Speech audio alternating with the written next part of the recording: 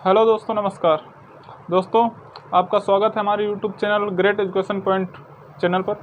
दोस्तों, आज हम लोग इकोनॉमिक्स का तीसरा पार्ट लेकर के आए हैं। दूसरे पार्ट तक हम लोग पढ़ चुके हैं। दूसरे पार्ट में हमने पढ़ा था कि इकोनॉमिक्स के जो क्षेत्र थे हमने पढ़े थे। पूंजीवाद एक पार्ट था, ये पढ़ा था, और समाजवाद, ऐसे हम लोग उसका भाग पढ़े थे। आज हम लोग इकोनॉमिक्स का वर्गीकरण यानी अर्थशास्त्र का वर्गीकरण पढ़ेंगे हम लोग। तो चलिए शुरू करते हैं। अर्थशास्त्र का वर्गीकरण, इसका वर्गीकरण जो है दो भागों में किया गया है। दो भागों में अर्थशास्त्र का वर्गीकरण किया गया है। बट ये किसने किया है, किसका विचार था ये विचार किसका था, तब क्या बोलेंगे? यह विचार था वेगनर फ्रिश का। किसका? वेगनर फ्रिश का। वेगनर फ्रिश जी का विचार था कि हम लोग अर्थशास्त्र का जो है वर्गीकरण करेंगे दो पार्ट में। पहला पार्ट कौन सा था? Micro economy. दूसरा पार्ट कौन था? Macro economics. ये दो पार्ट में डिवाइड किया। माइक्रो में हम लोग छोटी चीज़ों का अध्ययन करेंगे। कौन सी? छोटी। जैसे किसी एक पार्टिकुलर चीज़ की हम चर्चा इसमें करेंगे, और मैक्रो में क्या करेंगे? बड़े चीज़ों का चर्चा करेंगे। जैसे पूरा नेशन यानी पूरा राष्ट्र, उसके आधार पर हम लोग इसमें पढ़ेंगे। इसमें एक पार्टिकुलर एरिया को लेकर या व्यक्ति को लेकर के पढ़ेंगे। इसमें बड़ी चीज़ों का और इसमें छोटी चीज़ों का। ठीक है, तो माइक्रो इकोनॉमी में और आगे बढ़ते हैं। इसको हिंदी में बोलते हैं व्यष्टि अर्थशास्त्र। इसको बोलते हैं समष्टि अर्थशास्त्र।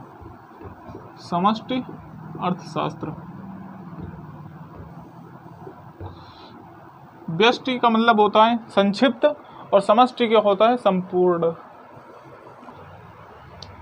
दोस्तों, माइक्रो इकोनॉमी को हिंदी में व्यष्टि अर्थशास्त्र बोलते हैं, और मैक्रो इकोनॉमिक्स को समष्टि अर्थशास्त्र बोलते हैं। व्यष्टि का मतलब होता है शॉर्ट, यानी छोटी सी चीज़ को हम ज्ञान करेंगे। समष्टि का मतलब होता है संपूर्ण ज्ञान, यानी संपूर्ण ज्ञान। इसमें किसका अध्ययन करेंगे? व्यक्तिगत, और इसमें संपूर्ण। क्या चीज़? संपूर्ण। अगर एग्जाम्पल देखेंगे कि एग्जाम्पल लेने की बात करें, क्या करेंगे इसमें? जैसे एग्जाम्पल की बात करें तो इसमें जैसे व्यक्तिगत आय का अध्ययन करेंगे। इसमें एग्जाम्पल के तौर पर हम नेशनल इनकम यानी राष्ट्रीय आय की बात करेंगे। राष्ट्रीय आय की का अध्ययन करेंगे या बात करेंगे, तो ये इसके एग्जाम्पल हो जाते हैं। फिर बात आती है कि ठीक है सर, ये समझ में आ गया कि माइक्रो इकोनॉमिक्स क्या होती है, मैक्रो क्या होती है, इसमें क्या पढ़ना है, इसमें क्या होता है, इसमें क्या पढ़ना है। अब बात आती है, अच्छा ये इसके जनक किसको माना जाता है, या माइक्रो इकोनॉमिक्स के और मैक्रो इकोनॉमिक्स के जो फादर हैं इनको किसे बोला जाता है? तो इनके जो फादर हैं, जो माइक्रो के फादर हैं, ये कौन है? माइक्रो इकोनॉमिक्स के फादर अल्फ्रेड मार्शल को बोला जाता है। किसको? Alfred Marshall. ठीक है, उसके बाद बात करेंगे कि इसमें किसको माना जाता है? मैक्रो इकोनॉमिक्स में माइक्रो इकोनॉमिक्स का फादर किसे बोला जाता है? तो जेएम कीन्स को बोला जाता है। किसको? जेएम कीन्स को। ठीक है, तो ये इतने से पॉइंट आपको याद रखने हैं। फिर आगे बढ़ते हैं, इसको रफ करके फिर थोड़ा सा आगे पढ़ेंगे। तो इतने पॉइंट उम्मीद करता हूँ आप लोग लिख चुके होंगे और आपको क्लास अच्छी भी लग रही होगी। अभी बने रहिए हमारे साथ, फिर आगे बढ़ते हैं। क्या देखा हमने? उसके फादर देखे, माइक्रो इकोनॉमिक्स के फादर देखे, फिर मैक्रो इकोनॉमिक्स के फादर देखे। अब और आगे बात करते हैं। आगे क्या है? जो माइक्रो इकोनॉमी है, इसको और किस नाम से जाना जाता है? इसको बोला जाता है मांग व आपूर्ति का सिद्धांत। क्या? मांग व आपूर्ति का सिद्धांत। किसे? तो माइक्रो इकोनॉमिक्स को मांग व आपूर्ति का सिद्धांत भी बोला जाता है। ये क्वेश्चन एग्जाम में बनते हैं, तो ये आपको अच्छे से याद रखना है। फिर आगे बात करते हैं समष्टि अर्थशास्त्र यानी मैक्रो इकोनॉमिक्स को क्या बोलते हैं? इसको बोलते हैं आय तथा रोजगार का सिद्धांत। आय तथा रोजगार का सिद्धांत, रोजगार का सिद्धांत, इसको बोलते हैं आय तथा रोजगार का सिद्धांत। अभी हमने इनके फादर यानी माइक्रो इकोनॉमिक्स के फादर क्या पढ़ा? मार्शल, शॉर्ट में मार्शल लिख लेते हैं, मार्शल। इसमें क्या पढ़ा? किन्स, जेम किन्स था और किन्स। इनकी एक बुक है, इनकी एक बुक है जिसमें इन्होंने वर्णन किया है। तो इनकी कौन सी, मार्शल की कौन सी बुक है? Principles of economy, principles of economics, इनकी कौन सी बुक है? बुक लिख लेते हैं हम लोग, principle of economics.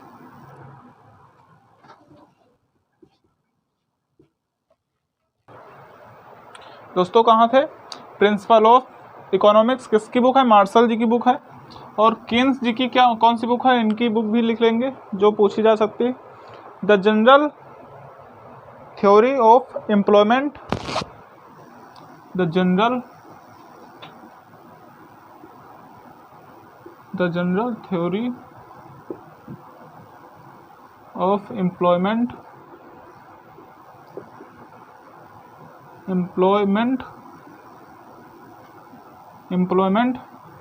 Interest and money, interest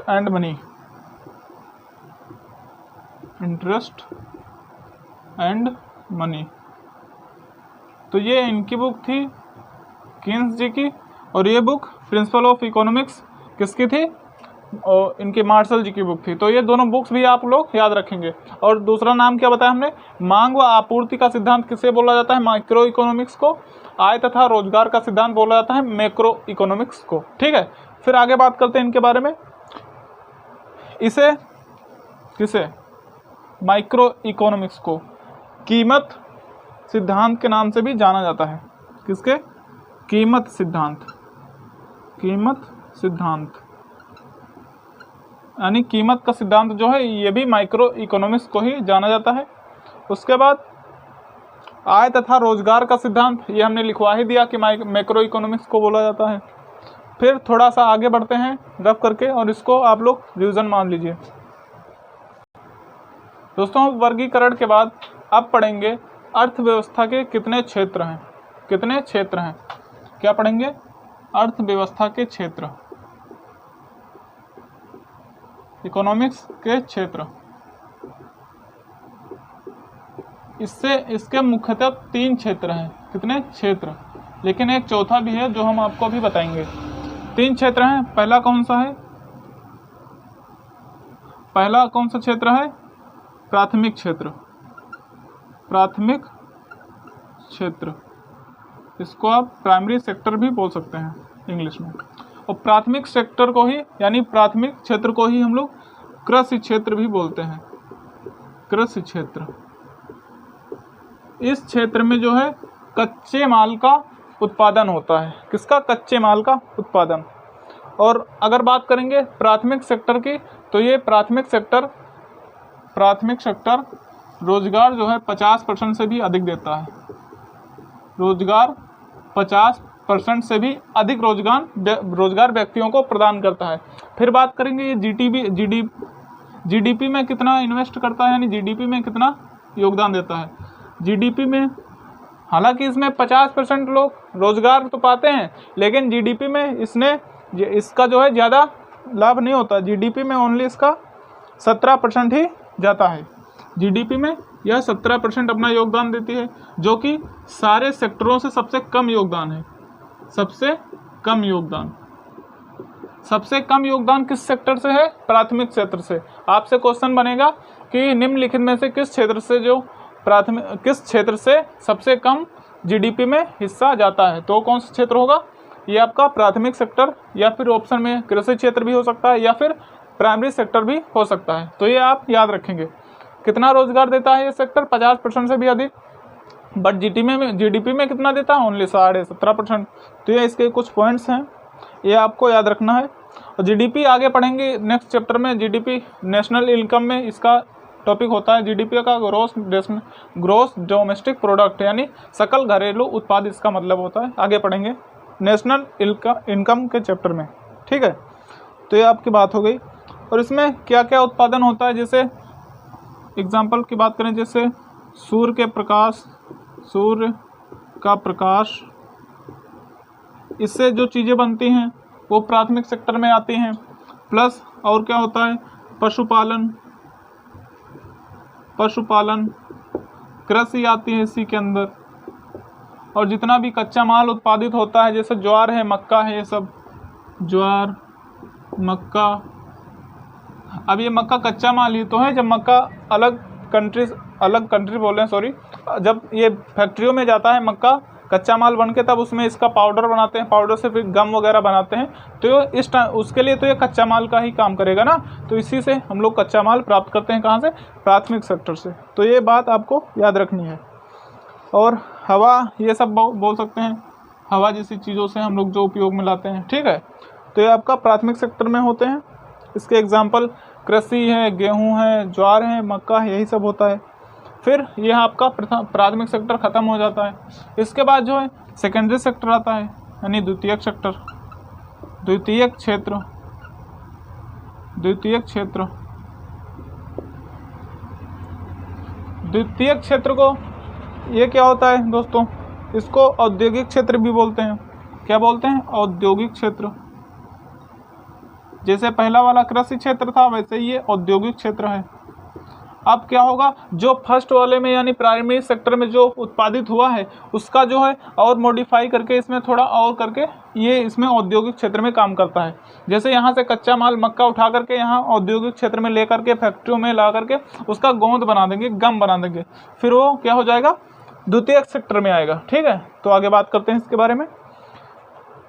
तो ये जो है नई वस्तुओं का निर्माण करता है, जैसा हमने बताया ना। अब यहाँ से मक्का लाएगा, यहाँ गम फैक्ट्री, जैसे यहाँ से मक्का लेकर के आएगा, यहाँ पर कोई फैक्ट्री है, ये मान लीजिए मंदिर की तरह कोई फैक्ट्री है। अब इसमें लेकर के आया मक्का को और मक्के से बना दिया क्या, गम बना दिया। ये वो गम नहीं है, ये गम है, गोंद चिपकाने वाला, ठीक है। तब ये एक नई वस्तु क्रिएट हो गई, क्या, एक नई वस्तु बन गई। इसीलिए इसको क्या बोलते हैं, इसमें जो है नई वस्तु का निर्माण होता है, नई वस्तु का निर्माण। नई वस्तु का निर्माण किस में होता है, द्वितीयक सेक्टर में। किसमें, द्वितीयक क्षेत्र या सेकेंडरी सेक्टर में। इसको औद्योगिक क्षेत्र भी बोल सकते हैं। अब बात करेंगे जीडीपी में कितना योगदान देता है दोस्तों। जीडीपी में यह कितना, 29%, कितना, जीडीपी में यह 29% योगदान देता है, टोटल का 29%। और ये टोटल का 17% देता है, और ये टोटल का 29% देता है। तो ये बात है, दोनों में ये इतना डिफरेंस है। ओके, उम्मीद करता हूँ ये बात समझ में आ गई होगी आपको। जैसा कि हमने बताया कि प्राथमिक सेक्टर के जो कच्चा माल है, ज्वार है, मक्का हो गया, इन सब का प्रयोग करके यहाँ पर फैक्ट्रियों में ला करके नई वस्तु का निर्माण किया जाता है। तो ये आपको लिखा हुआ है पॉइंट, नई वस्तु का निर्माण करना, ये आपको याद रखना है।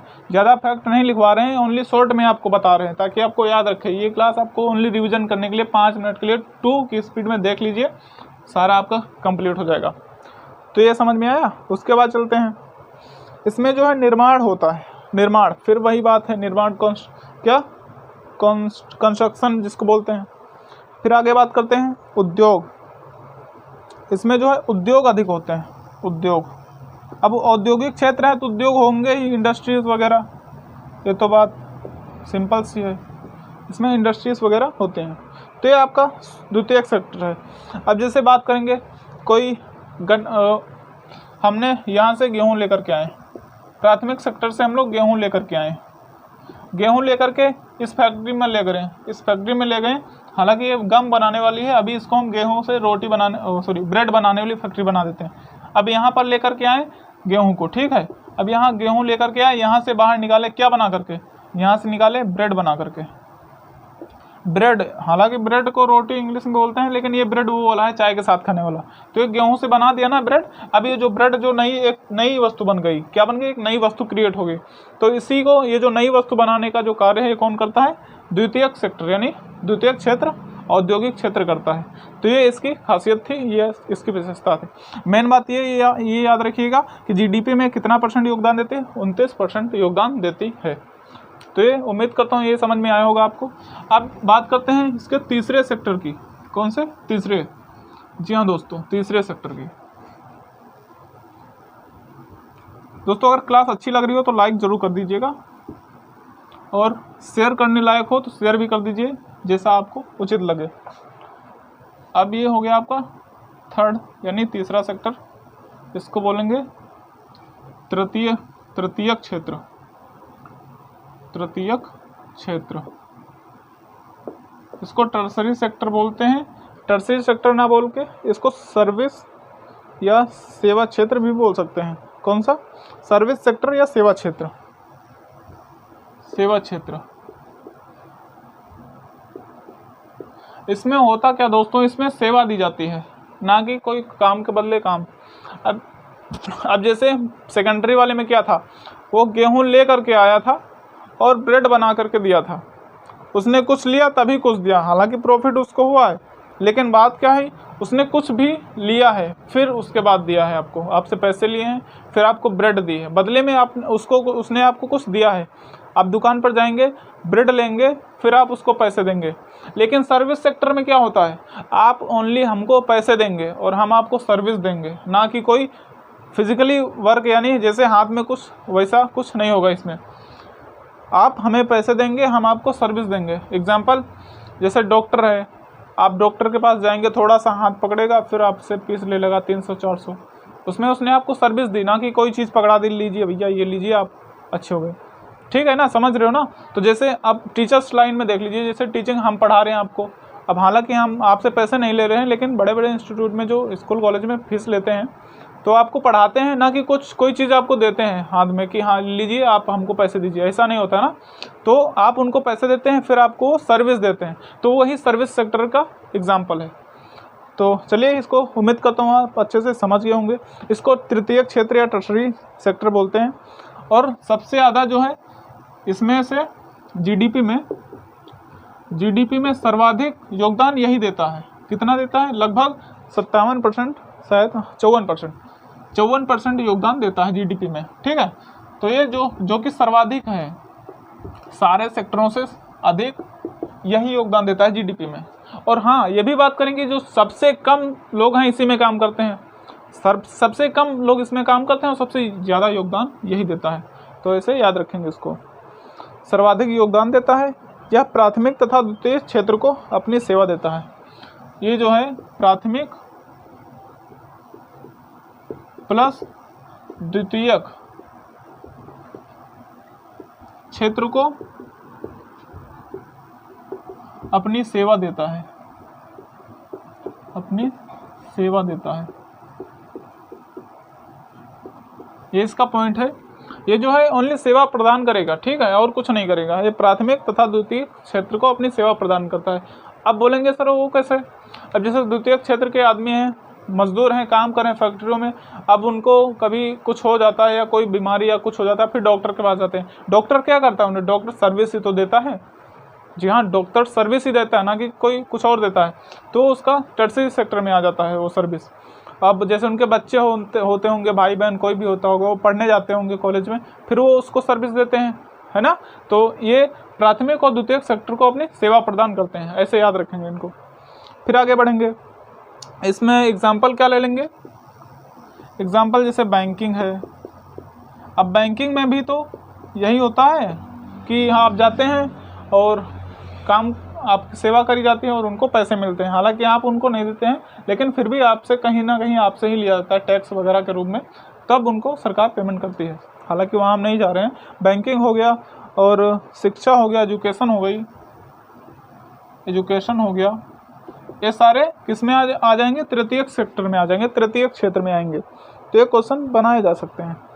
कम्युनिकेशन हो गया या संचार माध्यम हो गया, संचार हो गया, कम्युनिकेशन हो गया, और ये ट्रेड हो गया या व्यापार हो गया, व्यापार वगैरह, ये सारे के सारे किस में आते हैं? तृतीयक क्षेत्र में। और भी एग्जाम्पल हैं। फिर आगे बढ़ेंगे। ये तृतीयक क्षेत्र का आपका इससे ज़्यादा कुछ नहीं पूछा जाएगा। आपसे बस इतना पूछा जा सकता है कि ये सारे सेक्टर जैसे हैं, कोई सेक्टर एक बोल देगा कि जैसे मिल्क से नहीं, गन्ने से चीनी बनाना ये किस सेक्टर में आता है, तो आप से सीधा आप आंसर दे देंगे द्वितीयक क्षेत्र में।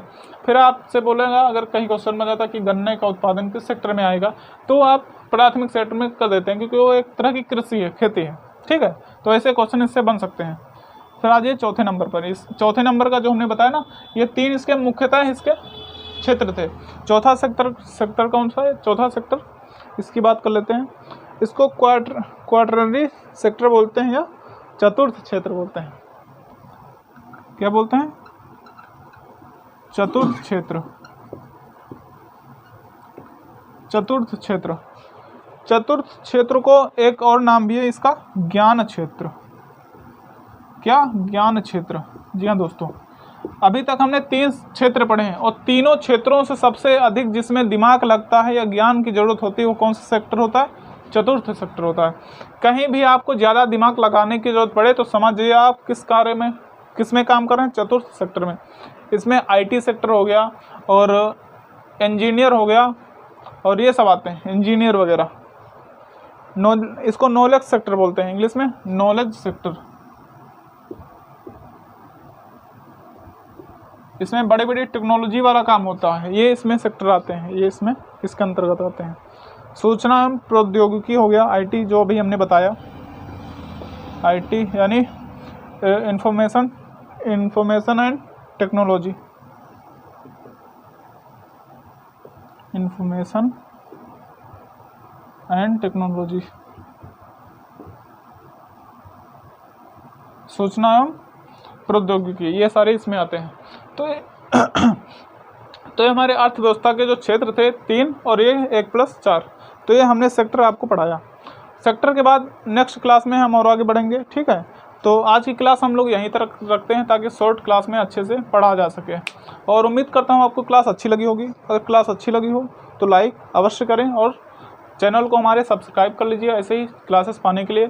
और ये मुख्यतः पेट के एग्ज़ाम को ध्यान में रख करके क्लासेस चलाई जा रही हैं, ठीक है। ओके, धन्यवाद।